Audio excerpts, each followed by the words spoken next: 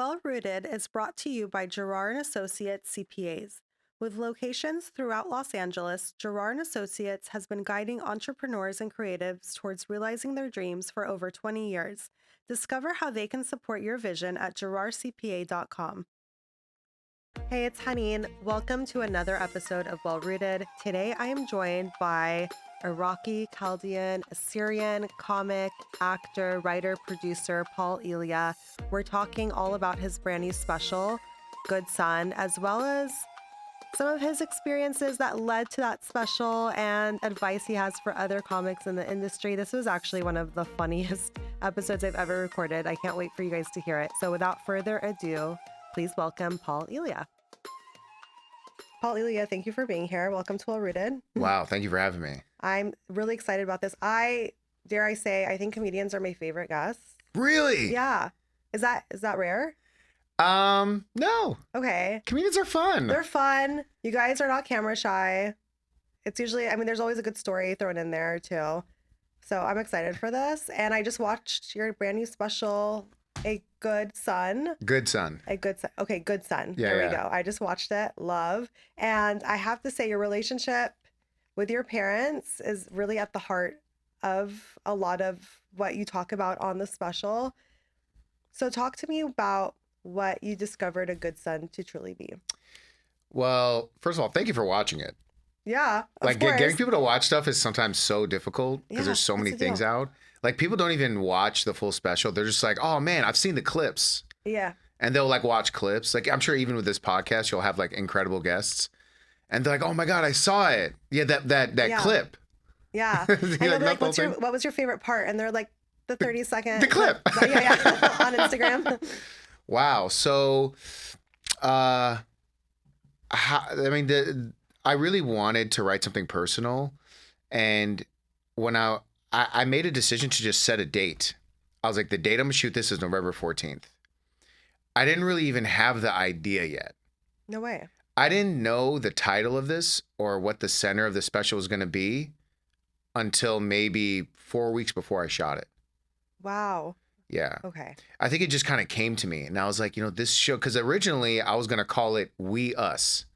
Okay. Which is because I had this recurring theme where I'm trying to mention that, like, I feel like I'm the middle child of the world.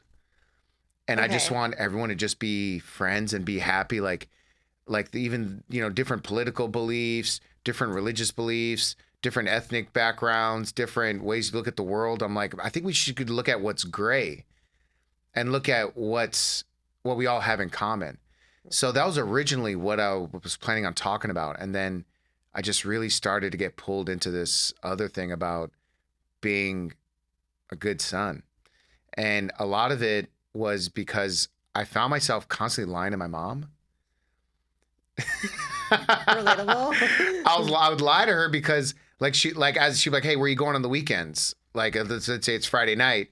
Yeah. And I'm saying, I'm going to go to my friend Nars's house, which is what I would normally do. And then as I'm 38 and I'm with my mom and I'm going to go hang out with my fiance. And I tell my mom I got shows in Toronto. So I will be gone for a couple of days. And then I'm just staying in Michigan. Right. So I kind of found myself doing that thing where it's like, I'm lying to her because I don't want to destroy her perception of me. That's really interesting. Yeah. So I always felt like being a good son in a lot of ways that I found was hilarious was being dishonest. Yeah. You were like protecting her. Yeah. Yeah. I was protecting her because I can't be like, Mom, I'm going to go hang out with my wife and then we're going to, probably go out to a bar and drink and then go home after and sleep in the same bed. Yeah. God forbid. Bro, it would destroy her. Yeah. Yeah. So it's like a dichotomy of like, you're doing this stuff like behind their back, but you're protecting them from it. And that's really what ends up making you a good son, because you do compare it to like white kids that are like, I just want to be seen by my parents. I thought that was so spot on. And we really don't want to. Not that much. Wow. Yeah. We don't want to be seen. No. We don't want them to see us. And they also don't want to see us. Yeah. They don't want to see us. We don't want to see them. We just know about each other. Yeah. And it's all really rooted in like protection, because like they just want to protect us. Like they don't want us to be in harm's way.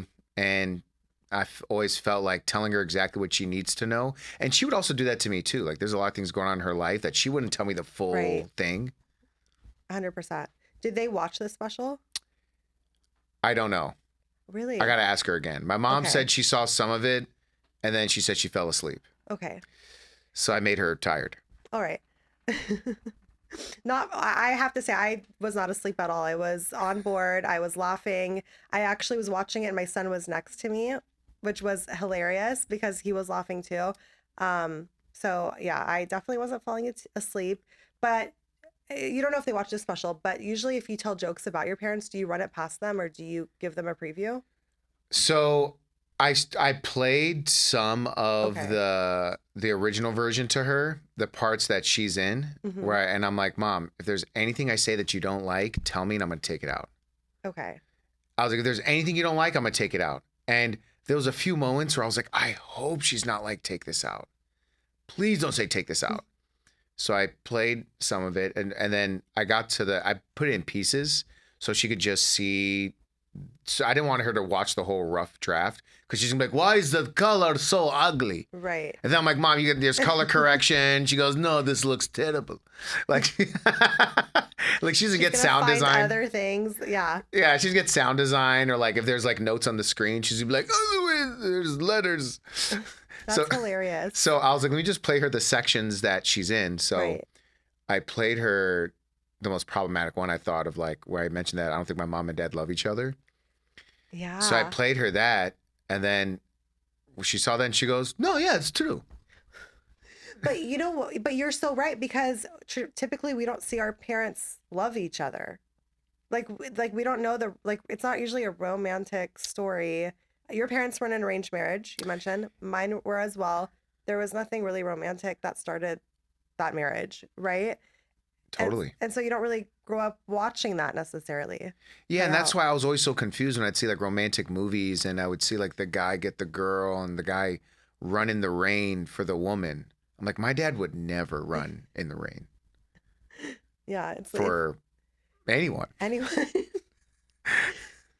I saw really quick that you were at the roast of Kevin Hart. Yeah, How was that? it's fantastic. It's I funny as hell. It was. I made it through like the first hour and 20 minutes. I haven't finished it, but it was hilarious.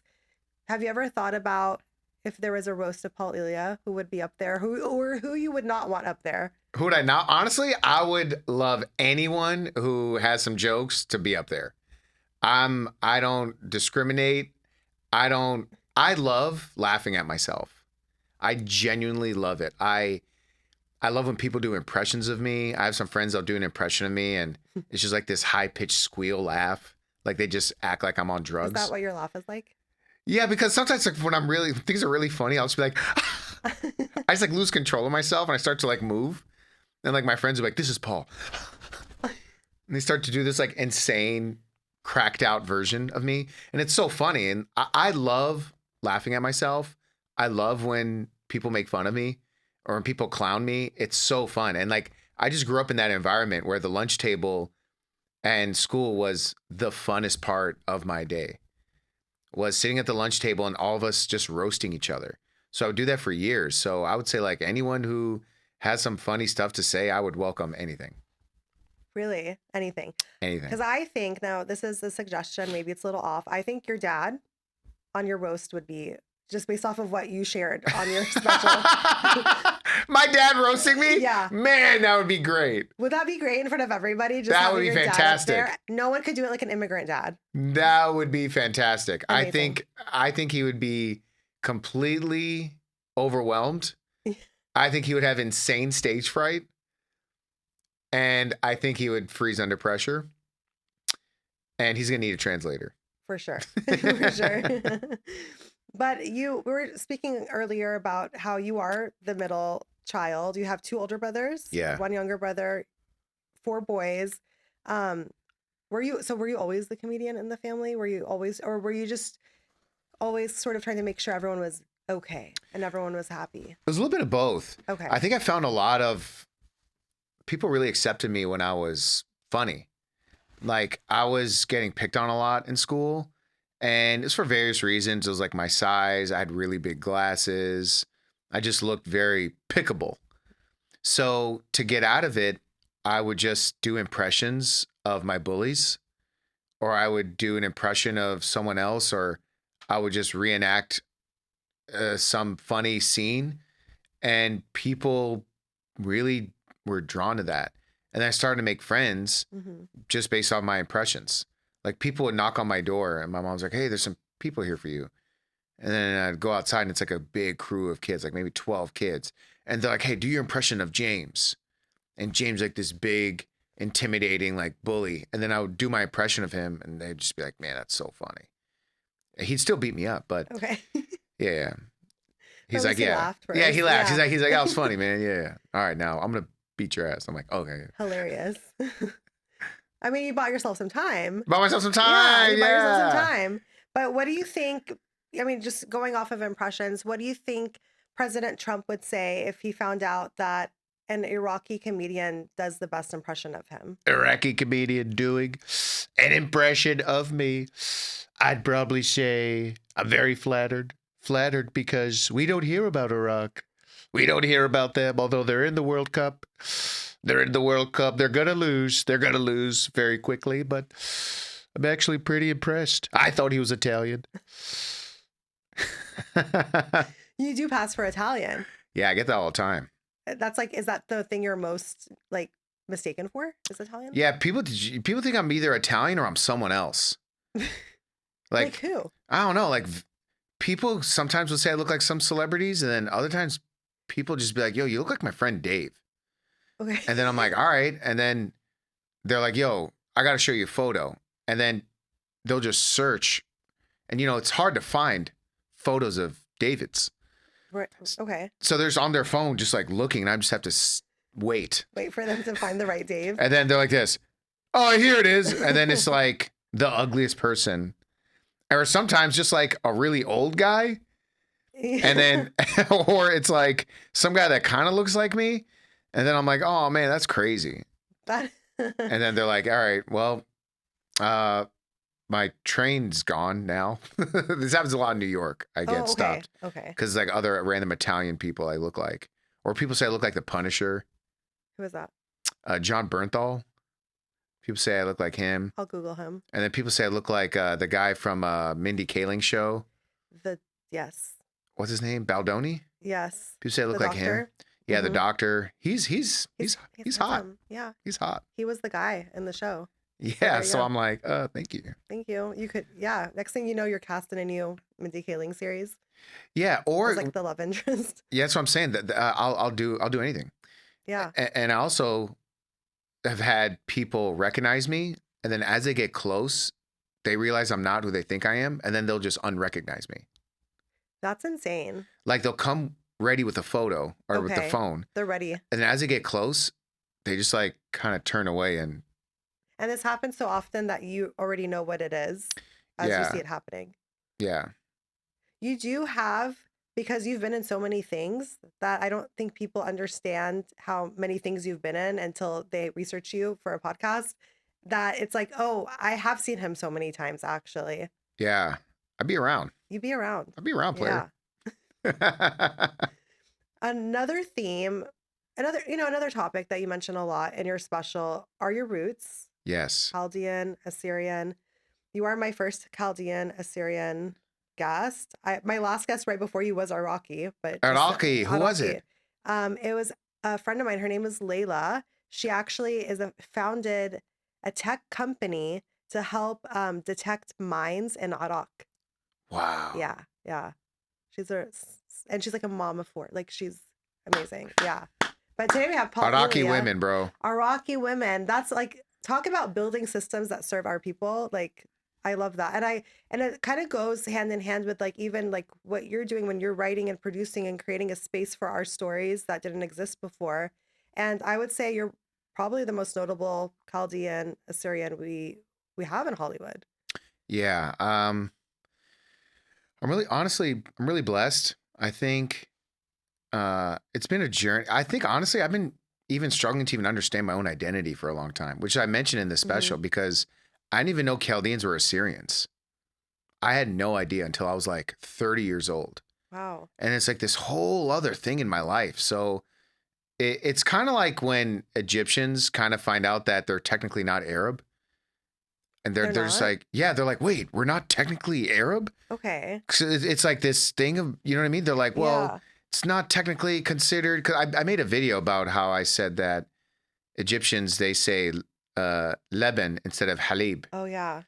And then like it started this whole thing. And then like all these Egyptians were like, we're actually technically not Arab. And I'm like, what? So what are they? I don't know. Because I know Lebanese will say they're Phoenician, Phoenician. right? Yeah. And I don't even know what that means. Same. So I guess it does make sense because if you think about the borders are all arbitrary. Someone just drew a bunch of borders and said, this is who you are. Mm-hmm. And so, but with Assyrians, it's a little more complicated because this is like within the last 500 years that the name Chaldean was being used as like an ethnic identity because it's not an ethnic identity. It's a church. Mm-hmm. So, but I'm doing my best to like just embrace both and just represent my community the most honest way I can. So that's why if I ever say anything, I have to say Assyrian. I'll say Iraqi Assyrian. I'll say Chaldean Assyrian. I'll say Assyrian. I can't just be like, I'm Chaldean. Because it's like, It diminishes yeah. the other part of your identity. Which is what well-rooted. That's why like I was excited to be here because it's like, all we have is who we are. Yeah. All we have is who we are. And if we don't embrace that, if we don't talk about that, if that's not the basis of all our creativity, then I think we're doing ourselves a disservice. That's beautifully said. I 100% agree with you. And I feel like personally, I think you and I are the same age. You're a February 88 baby. Yeah. I'm a February 88 baby. Ah! But you're not an Aquarius. What are you? Pisces. Pisces. Okay. February 23rd. Okay. February 7th, Aquarius. But But I feel like we grew up in a time, like we were like in 8th grade when, let's say, 9/11 happened. And then we started like experiencing a different side of growing up in this country just based off of our identities, and I just feel like there have been times, a lot of people that have sat in that chair have said how they grew up sometimes feeling really not close, like very distant to who their identities and maybe attempting to distance themselves on purpose just to survive and get by. And then a lot of people have really revisited that identity in their adult life, especially recently with how everything that's going on in the world and just feeling like needing more community, I would say. That's a very long-winded way of saying, do you feel like you have gone through those phases where maybe you weren't as tied to your identity, but have felt like this calling to revisit it and learn more about who you really are? Yeah, I mean, that's one of the jokes in my special I'm the most proud of is that Chaldean Assyrian joke about identity and confusion. So I think I'm really blessed, honestly, because I know there's some people that are just like, they're just kind of disinterested. They're kind of lost. It doesn't really mean anything to them. Mm-hmm. Like you tell someone, hey, you're Italian. They're just like, dude, I'm white. I'm white. And I'm like, dude, white is not even a race. Yeah. You're German. You're Scottish. You're Polish. Mm-hmm. Like there's like an origin that you're from and you should be proud of that. And I guess later on in life, I was afraid that that's what was going to happen to me. Mm-hmm. That I was going to my children's children are just going to be like, oh man, I'm white. And it's like, oh, actually this other thing. And it's like, nah, man, I'm white, bro.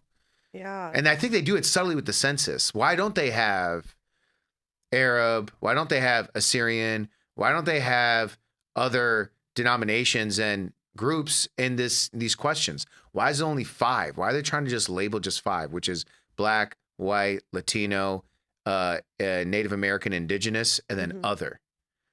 Yeah. Why are we othered? We're othered. We're othered. That's why it's like things like this are important. Well-rooted is important. Be like, hey man, there's actually a definition to othered that you should know about. But I think they all know what they're doing, bro. They do. And sometimes I think that like the reason why we weren't taught growing up about the history of like Iraq, like think about your geography. I remember 8th grade geography and I remember the Middle East section. And I remember it was like one day, it was like one little unit and it was like a little map, label the map. We didn't really go into who these people truly are. It's obviously very intentional. And then when we talk about like, for example, Iraq, It's just Iraq, and it's usually very focused on like the whole Sunni Shia situation. They don't want to go a step further and even explain that there's Kurdish, that there's Chaldean, that there's Assyrian, because that would normalize the conversation of these people being diverse and having diversity within their own unique diversity. Or even when they talk about Palestinians, it's very focused on one type of Palestinian. They don't go into the history of the Christian Palestinian or the Jewish Palestinians because they don't want to tell that narrative. It doesn't feed the story that they're trying to feed here in the West. Yeah, yet half the history book is about British history. Yeah. I'm like, so much British history, bro. As if it's the center of the world. Yeah, so much of what I was taught was British history and how America broke off from the British and World War I, World War II. That's was majority of history classes for me. Very little about Middle Eastern history, very little about a lot of French history, a lot of Napoleon, a lot of that, but like very little about the history of like the cradle of civilization. Cradle of civilization. And you're not talking about it? And the center of everything happening right now. Like everyone needs to know about the region and about the people of that region to understand what's going on today in the news. Yeah, and I think that's why what I like that's happening is that we live in a world where it's like, all right, cool. They're like, talk about it then. And that's why like podcasts like this exists. Yeah. That's why like Zateo News exists. That's why Al Jazeera exists. That's why like all these outlets are coming out being like, hey man, here's this other narrative. Hey, here's some more history. Hey, here's some more information. Like I just saw, the language my parents speak is called Sudith. Sudith is like a dialect of Aramaic, and it's pretty close to the Persian language. It's the Persian language actually came from our language. Like the Aramaic was like the first like alphabet, people say, Was it the language of Jesus? Language of Right? Jesus. Yes. Language of Jesus. So, he hears my prayers. Yeah. When I pray. Directly to He's like, yeah. Other people pray and I'm like, he's like, no habla. Sorry. No, Yeah, no English. Yeah, so it's like a lot of these. So I'm really diving into it more, and I want to learn more about my region. I want to go to Iraq. I want to be able to like see where my parents were born, and I think a lot of these things that I normally didn't care about, all of a sudden are kind of all I care about. Yeah, I totally get that. I feel here like the Middle Eastern and Arab community in LA, it's very dispersed. It's like really hard to find your people too. And whenever October 7th happened, I just felt this intense desire. Like I need to just meet as many of my people as possible right now Mhm. because it feels like we're in another planet, right? Like everything that we're being told on the news is not really aligning with things that we know are true about us and our friends and our families. And so as I've like gone on this journey with Well Rooted and just connected with so many different people, I'm like, oh, everyone felt this. Like everyone kind of went through this the last few years very intensely to some degree. And I'm wondering if your comedy has always been representative in some ways of your identity, or if it's kind of been like the product of this evolution over the past few years. It's kind of both because a lot of my comedy is not about identity and just about how I look at the world. And I feel like that's always like a filter. I'm always looking at the world from the filter of my roots and who I am. But I try not to make it just all that because I feel like it's a little incomplete. Mm-hmm. Because I want people to know about my perspective more than just something that they can kind of just like look up.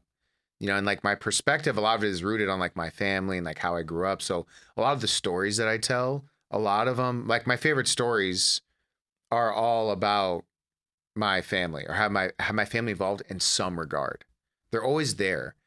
Either what they taught me is always there or they themselves are there in the story. Right. So, I even think this next special that I'm going to do, I think I want to make it a little bit more broad and just a little bit more about myself, make it more even more personal about when I was younger. Mm-hmm. So it's definitely going to have more layers of like my upbringing for sure. Oh, you keep looking at this amazing Do you like logo. it? It's so cool. Thank you. It's like a little podcast mic, but it's like that's a raw and And a wow. And a wow, yeah. Which like has nothing to do with the English title, but like it does. Like if you were to say it in Arabic with an Arabic accent.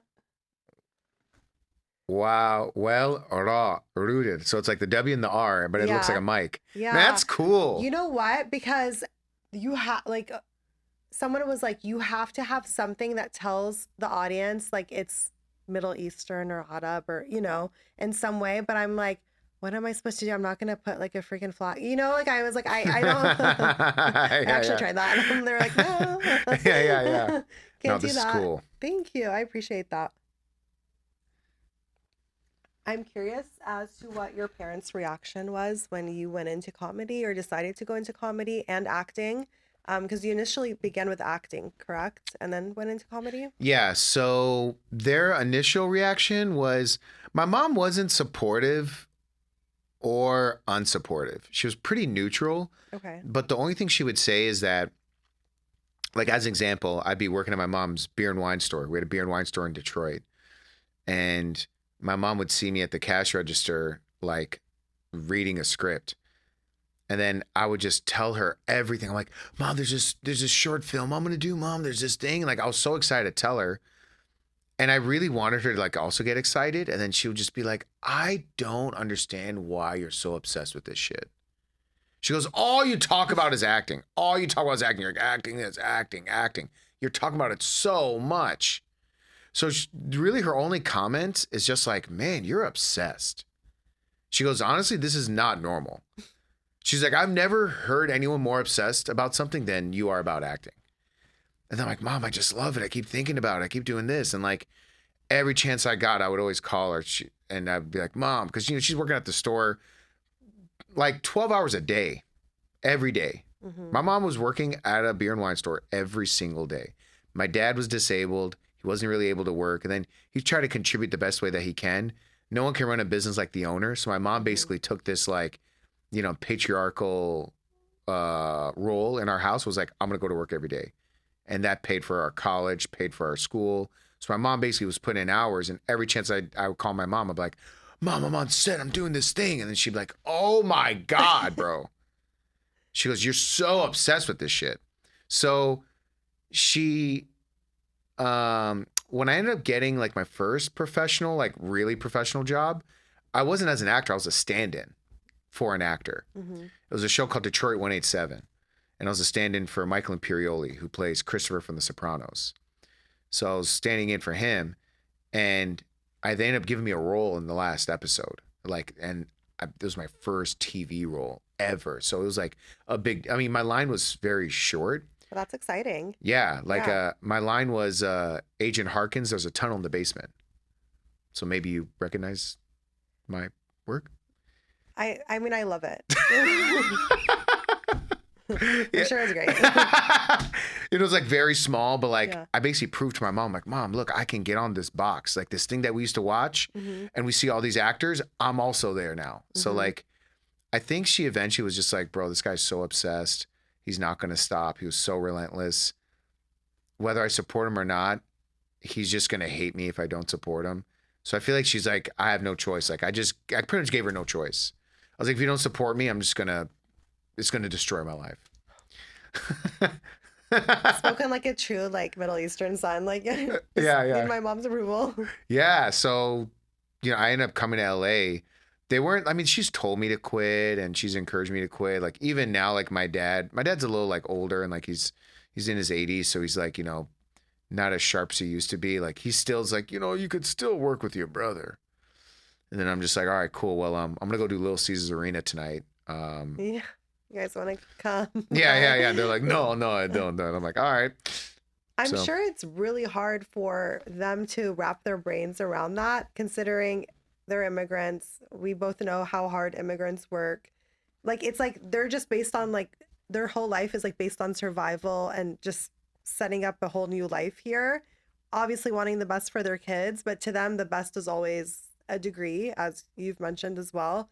And so anything outside of that is like, how are you gonna survive? Like where's the longevity in that, right? Like it doesn't always click for them because that was never an option for them. Totally, they have a survival mentality. Yeah. So they just think survival. Getting a degree, that is the most valuable weapon. in America. Right. And not having a degree, you're at a massive disadvantage. I think that whole idea is starting to crumble. Oh yeah, 100%. It's like, you don't need that. No. Unless I think one of your brothers is like a neurosurgeon. Oh yeah, him, yeah. Yeah, like he needs his degree. And Yeah, I'm sure yeah. you've heard this before. Yeah, Yeah. needs his degree. Wait, were you always just amongst your brothers? Because I mentioned to you I have 3 boys and my middle son, but like he's like really like sharp and like witty, and I do see it in him where he's like my oldest is like the oldest and the youngest is just like off the wall, like always trying to get his way, being the trying to be super cute all the time. Like he's always working it, right? He's like always trying to like work me. And I noticed like the middle one never asks for anything. Like he's just chill. He's just like go with the flow. And he's also very entertaining when he wants to be. Did you always have this personality from a young age, or has it just developed? Like you're very like outgoing. You're just very warm and entertaining, like naturally entertaining. Like I could sit here for hours. Yeah, I really liked the spotlight for sure. Like I liked Yeah. when people would look at me. I love, like I mentioned, like I love doing impressions, and it was like a way to like show that I'm cool. And I think I really wanted to be cool. Yeah. And it's at the core, I think everyone, either they want to be cool, seen as cool, or they don't want to be seen as cool. For me, being cool was very important. So it was like, oh man, when I do impressions, people think it's cool. So I would like do that. So I always did feel like I enjoyed being in front of people. I love performing. I love talking in front of people and making people laugh. In the beginning, it was obviously for survival. Mhm. So my bullies would leave me alone. And yeah, I was just always like that. I was always making jokes. And even when I was in high school, like I was a class clown. I was best storyteller. I loved doing jokes, and everyone was like, man, Paul's so funny. We'd be at the lunch table roasting each other. And I was always kind of like that. But it's so smart that you decided to trust that side of you as an adult, because not everyone has that. And it sounds like you just had that already and you knew to like go with that. Were you, because you were on track to go to law school, Yeah. and you very bravely, and I say bravely because that is very brave to trust in yourself and make a big move like that, chose not to. Do you remember when it clicked for you, when you were like, I have to just stop this path and I need to start this whole new path? This sounds corny. It's gonna sound corny as hell, but it's genuinely the truth.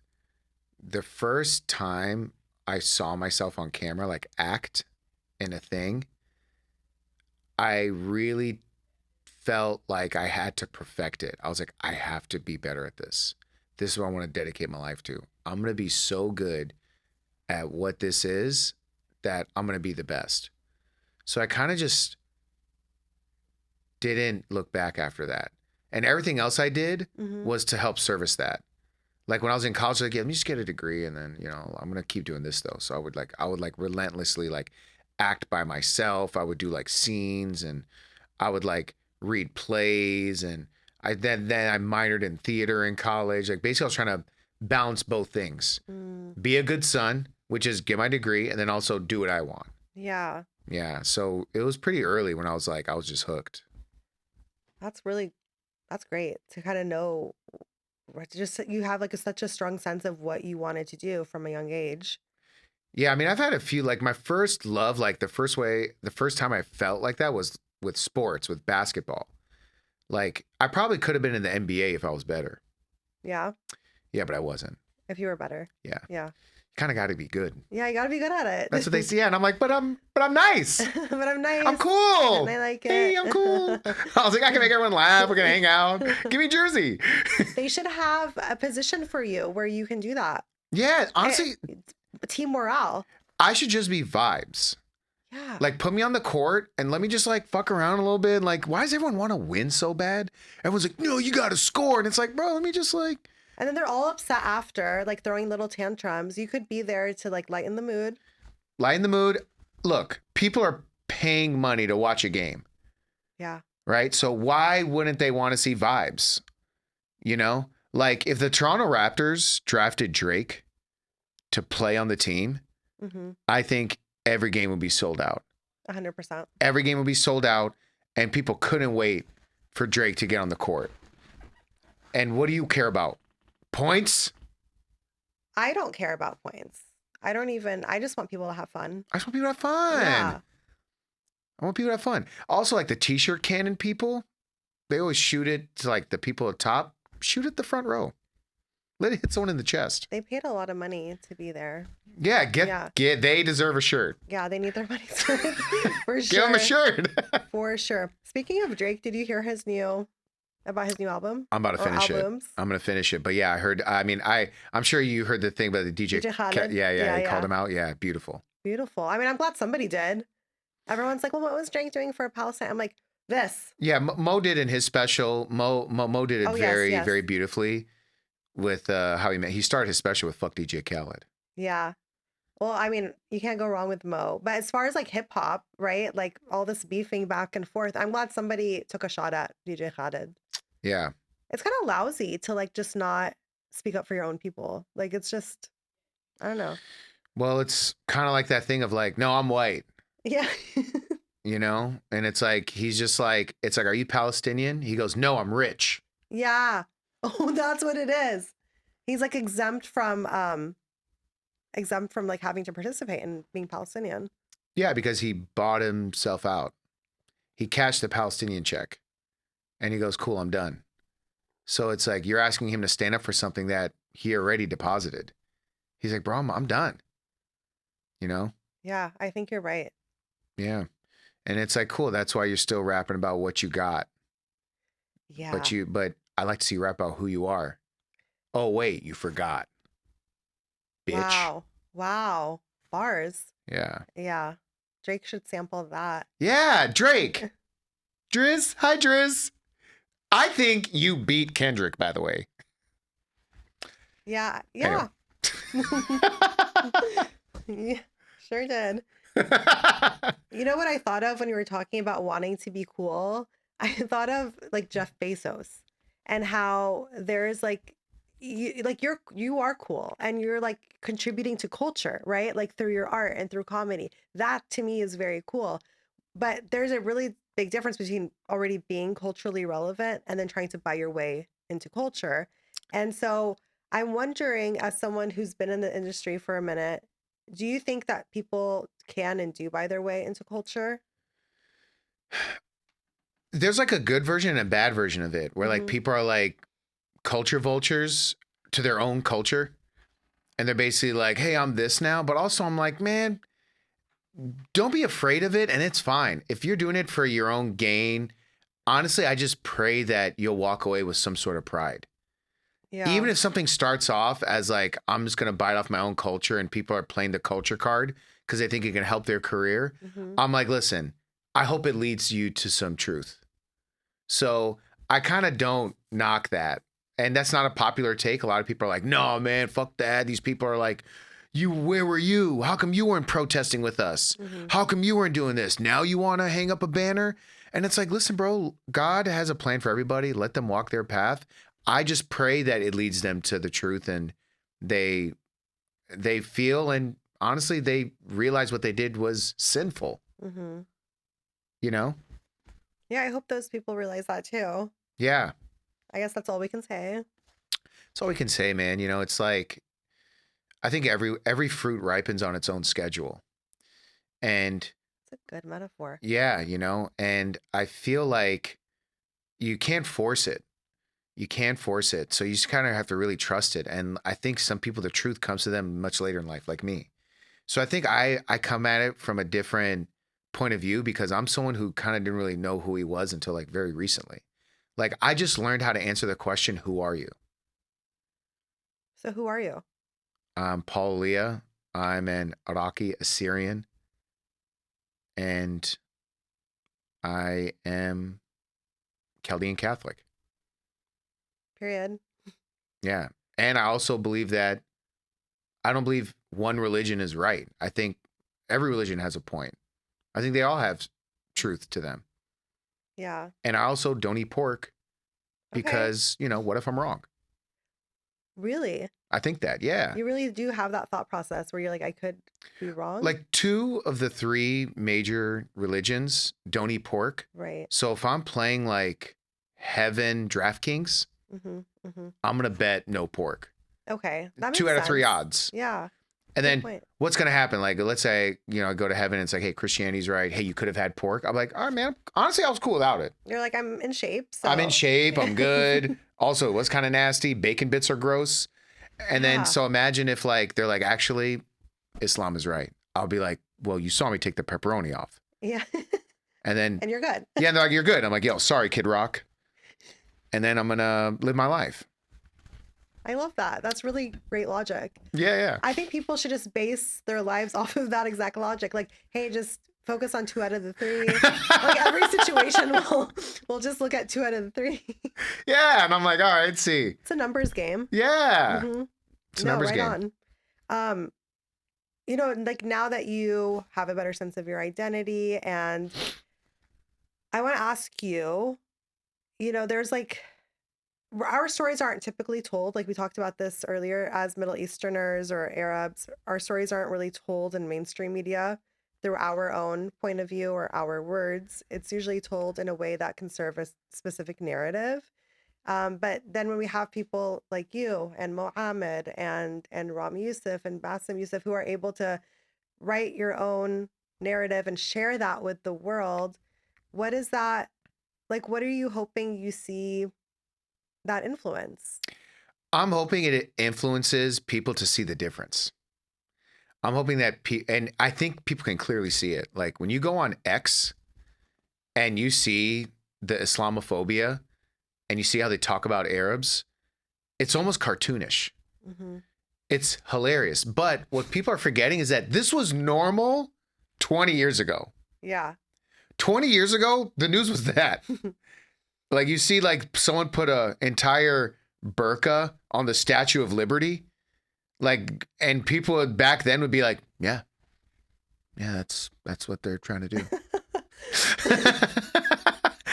No, it's you know what I'm saying? ridiculous. Yeah. Yeah. And like once Insane. Mamdani got elected, like, and then that started to come. So then I'm like, and then those like images started populating and it's hilarious. So I'm feeling like they're spinning the narrative that Middle Easterns, Arabs, that our stories either A, don't matter, B, are segregative or segregating within our own community, Mm-hmm. where it's like women are this, and then it's like, oh man, we hate people that are not like us, or Sunni and Shiites, they hate each other. Islam is going to do this, or Christians, their priests are hurting children. Like a lot of these like things that people had proof of, and then you look at it now, and it's like, bro, I laugh at that shit now. And then it's like, yeah, well, there's a whole nother narrative that I think people are starting to connect to, and that's honestly stronger and louder. True. It's louder. Like shows like Rami are louder than any Islamophobia. Yeah. Like it's just Bassem Youssef on Pierce Morgan is louder than any Islamophobia. He is, and he does not miss a beat, even with his like thick Egyptian accent. I love listening to it. Yes, Paul, how are you? I am on Well Rooted Podcast. Love it. What who are some of like the new up and coming Middle Eastern comedians that you think we should be taking note of? I would say some of the biggest, I think the stars are going to pop off right now in a huge way. There's probably Emil Wakim. Okay. Malik Al Asel and Crystal Denha. Oh, okay. I haven't heard of Crystal. Crystal's incredible. She's Assyrian. Oh, no way. She's Assyrian from Detroit, Chaldean Assyrian. Amazing. Yeah, and she's taken off. She's very funny.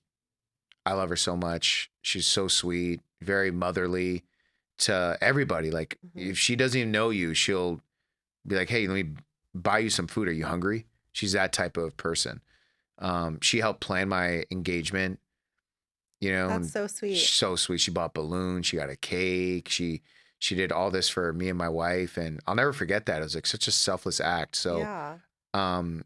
Malik never did that, and Emil never did that either. So, I probably should have rearranged the order. Yeah.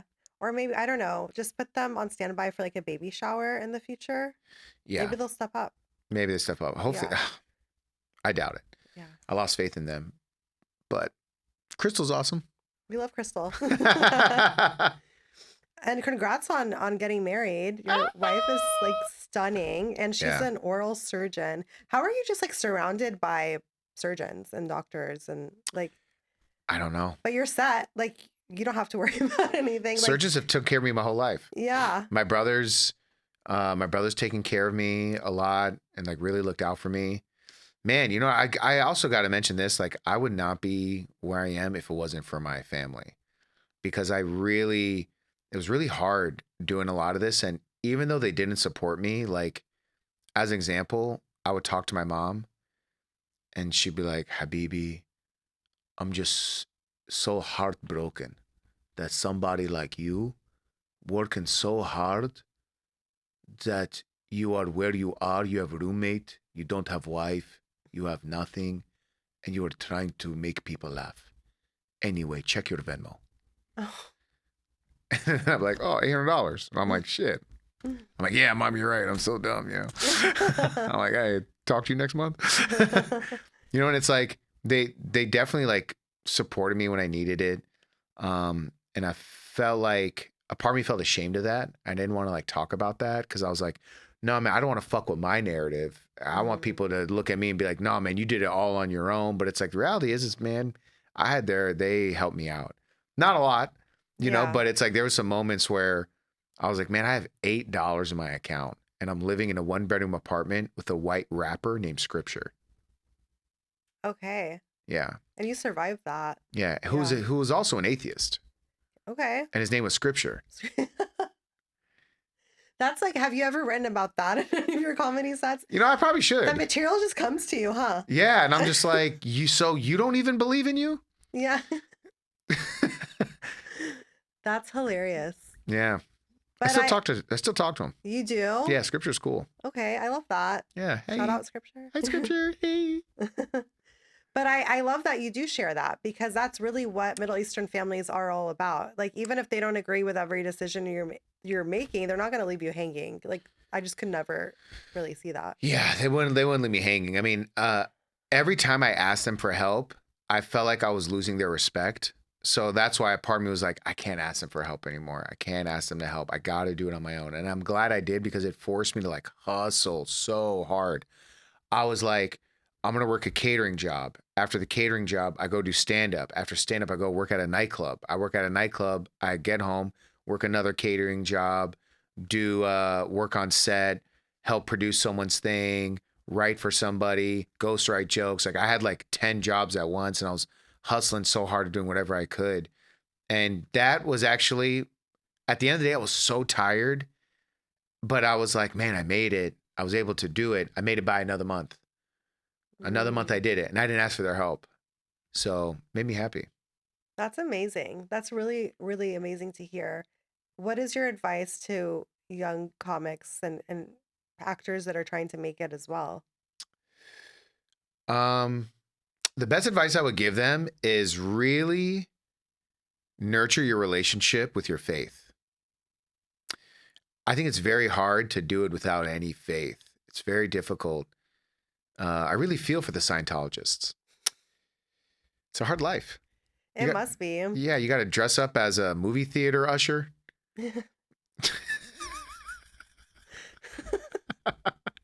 Stand outside Hollywood Boulevard, pass out literature. So I would say definitely, like, I just feel like faith really helps make us stronger. Mm-hmm. And I think you need that strength because I think it's a mental battle. If you put in the work and you're making things and you're really working to get better, people will notice. The bar is definitely raised in terms of how good you have to be, especially with like AI and everything else. Like things look so flawless and you can make a movie with very little and AI, you can make it a whole thing. So best advice I'd give them is A, attach yourself to your faith. B, be better than everyone else and make that the standard. And C, put everything out. Put it out. Shoot a film, put it out. Shoot a sketch, put it out. Even if it's like you're in your apartment, be like, you know what? I'm going to make one video a week and like really make it and learn how to direct, learn how to act. Don't just learn how to do one thing. You should learn how to do everything. So that's really as simple as it is. That's what it is. It's not going to a party and meeting someone. I've met so many people. Almost all of them never help me. I go to so many networking events. I snuck into the Golden Globes in 2012. Do tell. Oh, I met a Ukrainian guy at Starbucks. This is back when Starbucks was cool. Yeah. By the way, if I ever go to Starbucks, it's just use the bathroom. Yeah. And I don't flush because fuck them. Yeah, fuck them. Yeah. So I'll go to all these events, and then I saw this Ukrainian guy at a Starbucks, and he was like, "Hey man, I was supposed to go to the Golden Globes. Do you want to go?" So he gave me his like key card, because I guess it's like a hotel key card they give you, and that's like sort of used as your pass. So I just pulled up in my Altima that's dirty as hell with a missing bumper. I parked a little far. I saw all these black cars valeting, so I'm like, oh man, I got to park in the street. So I just parked on like side of Rodeo. It said no parking. I was like, I don't care if I get a ticket, bro. I'm just gonna leave the car here. Went in there and I got in. Made it through security. They were like looking at it. I was waiting in line. It was me, Jonah Hill, P. Diddy. I don't know why that was the order. And that was the only time. That was the only time I was around him. I wasn't at any parties. Thank you for clarifying. I was in line with him. So if you ever see a photo of Paul Elia standing in between Jonah Hill, by the way, also kind of problematic, and P. Diddy, just by accident. Just by accident. I'm just trying to go into the Golden Globes, not the white party. That part. Yeah. And then, yeah, and I was there and I was like trying to network and meet people. And I think it brought a lot of perspective because I was like, man, I should just work hard and be invited as a guest. You know? But it's kind of cool that you still were able to sneak into the Golden Globes. Oh, it's so cool. Yeah. Yeah, that's really cool. I saw Mario Lopez. I was like, man, this guy looks like a mannequin. His face was so shiny. How does he still look like that? Man, he, I don't know. Yeah. My uncle thinks Mario Lopez is in the Illuminati because he looks good. I mean, he called me the other day and he goes, Paul, do you see Jennifer Lopez? I was like, yeah, J-Lo. And he goes, I call her by her full name, okay? Yeah, have some J-Lo is the name they gave her, you know? And I'm like, oh, who's they? And he goes, it's the evil people, They make her look young, I mean, he might be right. One day we might find out that everything he's just said was right. Damn, that'd be crazy, bro. That would be crazy. That she's putting goat blood on herself? Honestly, you can't bottle that. Like, so she's selling whatever she's selling at Sephora because she can't bottle that. That makes so much sense now. Well, what you just said reminded me. I was watching Hacks last night, and Deborah Vance, the character, says, as a comedian, you have to do it and fail to find who you are. Do you agree with that quote? Totally. Yeah. There's a lot of ways to navigate finding who you are. There's so many different roads. One of them, and all of them actually, have failure involved. So you have to be comfortable with failing. And I think most people aren't. They're too afraid. So they just never try. That's the sad part. That's really sad. The untapped potential. Bro, I look at some comedians, funny as hell. I look at their Instagram. I'm like, where are the videos? How can I not post no videos? They're like, man, I don't want to post a video and see it get not a lot of views. Look, I have close to 170,000 followers right now on Instagram. I post a video. Sometimes that shit bombs. I'm like, 300 likes? I am a loser. I am convinced that it's just the algorithm works against us so much. Yeah, but people are so afraid of it. They're like, oh man, what if I post a video of my best joke and only gets 100 likes? Now I'm a failure. And I'm like, bro, then post another one. And then post another one. And then 3 weeks later, post that same video again.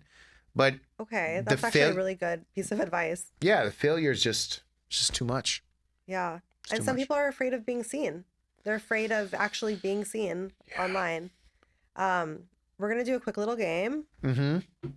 Backgammon? No. Okay. Good son, bad son. Since you're a good son, you're going to be able to tell me if these guys are good sons or bad sons, and if they're bad, what you would tell them advice wise to like fix their behavior. Okay. Okay, so Bart Simpson, Bart Simpson, bad son. bad son. What makes him a bad son? He puts his parents through too much torture He does.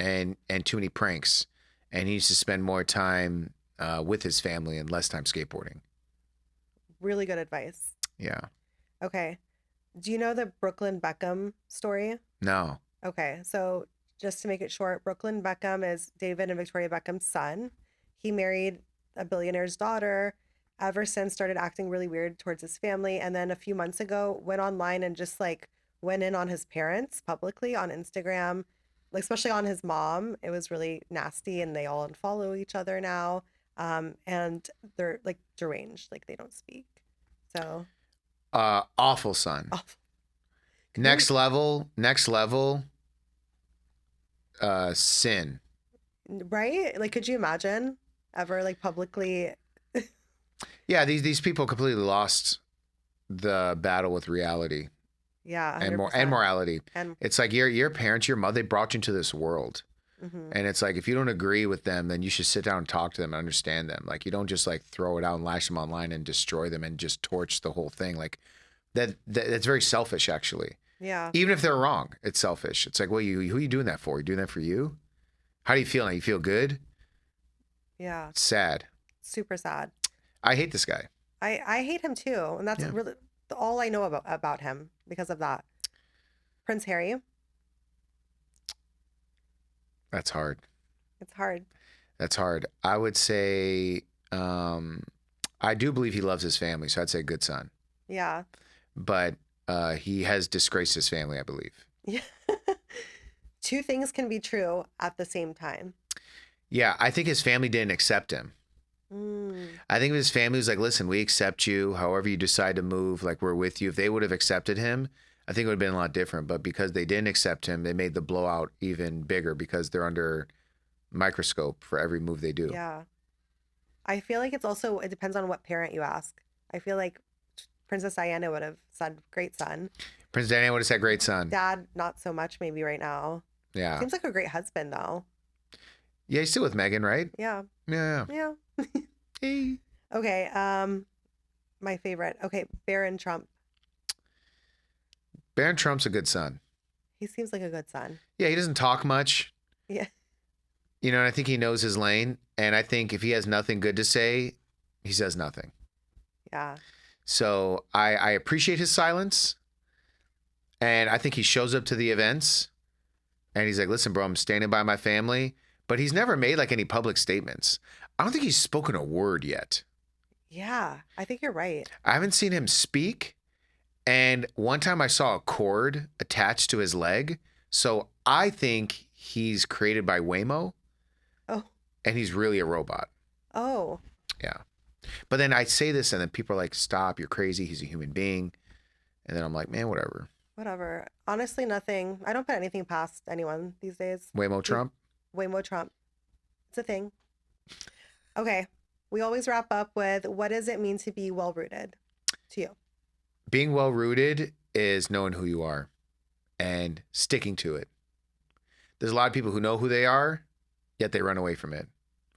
Mhm. And there's some people who don't know who they are, so they have nothing to run away from. But being well rooted is knowing where your roots are and embracing it. I agree 100%. Is that the best answer you've gotten? Yeah, it's up there. It is. What was the gonna- best answer you've gotten? You remember? I'm gonna compare it to Alana Hadid's, but I think like you guys are the top. What did Alana say? I don't remember. So right now, Okay. that's the best answer. Yeah. Yeah. That was really good. Thanks. And I feel like you spoke from your own personal experience, which is meaningful. I did. Where can everyone find you and where can everyone watch your special? You guys, you can watch the special. You can watch the special right now. Various platforms. You go to Watermelon Plus and you can watch it for free there without a subscription. Wait, that's amazing. I had no idea. Yeah. So Watermelon, so my special got flagged for mentioning Trump's name. And so there's like a massive Wait. roadblock.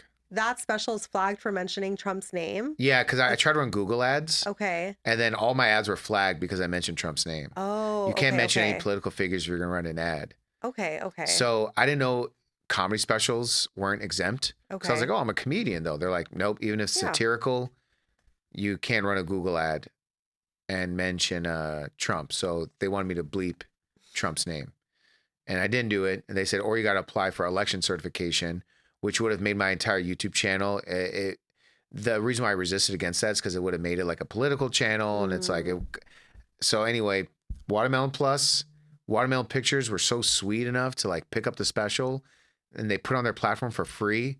Then we're not making any money off it. They're like, we just want people to see it. So they use their platform and their reach to get people to watch it. So I'm like so grateful for them. Watermelon Plus or YouTube or Facebook. Amazing. Yeah. And where can people follow you?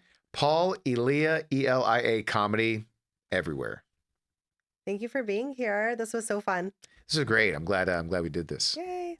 Thank you for listening to another episode of Well Rooted. If you enjoyed today's episode and felt it brought you value, please subscribe, leave a comment, give us a like, and a review.